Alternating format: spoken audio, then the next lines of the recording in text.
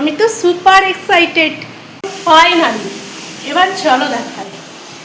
তো আমি এখন খাবো চা। সামনে না, এটা কোনো সন্দেশ নয়, এটা হলো বিস্কুট।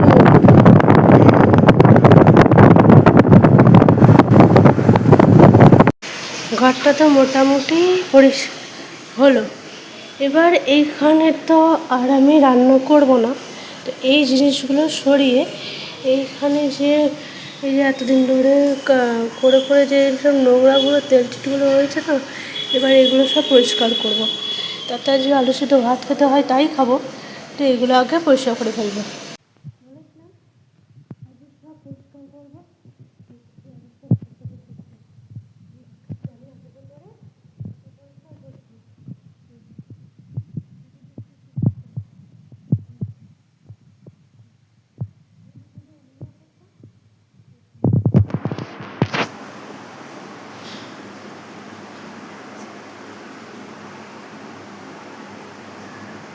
ঠিক আছে, সব নোংরা করা হয়েছে,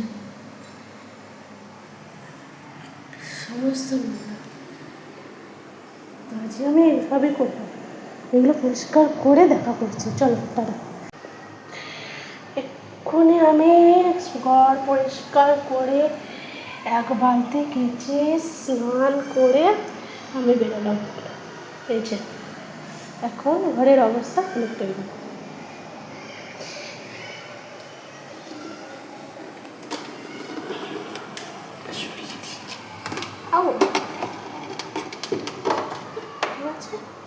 এবার আমি রান্না করবো, এখনও রান্না আমার হয়নি।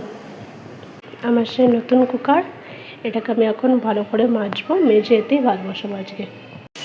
এই যে আমি আলু সিদ্ধ ভাত বসিয়ে দিয়েছি। আজকে বেশি কিছু করবো না, এতেই 12:30 বেজে গেছে। চান করে সব ঘর টর মুছে 12:30 বেজে গেছে।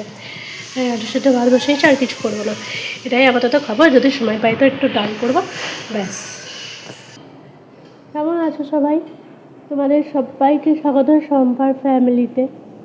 চা খাওয়া হয়ে গেছে, ঘর পরিষ্কার করা হয়ে গেছে, সমস্ত কাচাকুচি হয়ে গেছে, স্নান হয়ে গেছে। সবটা কি পরিষ্কার লাগছে না? পুরো ঘরটা দেখো কি সুন্দর লাগছে। সেই নতুন বাড়িতে যখন প্রথমে এসেছিলাম সেই টাইপের ভাইবস আসছে, পুরো নতুন ঘরের মতো। এইখানটা একটু জঞ্জাল হয়ে আছে, জঞ্জালটা হয়ে আছে এই বক্সটার জন্য। এটা যদি হাটিয়ে দেওয়া যায় তবে, কিন্তু বক্সটা হাটিয়ে রাখার জায়গা নেই। আছে একটা ওই আলমারির উপরে, তো আলমারির উপরটা অনেক ভারী হয়ে যাবে, সেই জন্য রাখা হচ্ছে না। তবে চেষ্টা করে দেখবো রাখা যায় কি না, তাহলে এইখানটা একটু হালকা হবে এবং দেখতে ভালো লাগবে। কারণ এটা যদি শুইয়ে রাখা যায় তাহলে চেয়ারগুলো রাখা অসুবিধা হবে, জায়গাটা অনেকটা খেয়ে নেবে। তার থেকে আমার এখানে বজরংবলী আছে, এই জায়গাটা একটু ফাঁকা করে দেওয়াই ভালো। যেহেতু বইপত্র থাকে, ফাঁকা করে দেওয়াই ভালো। তো চলো দেখি আজকে। এখন আমি কিছু করবো না, এখন আমার কাজ বাজ সব সারা, এখন কিচ্ছু করার নেই। তো যখন করবো আবার তখন দেখাবো তোমাদের।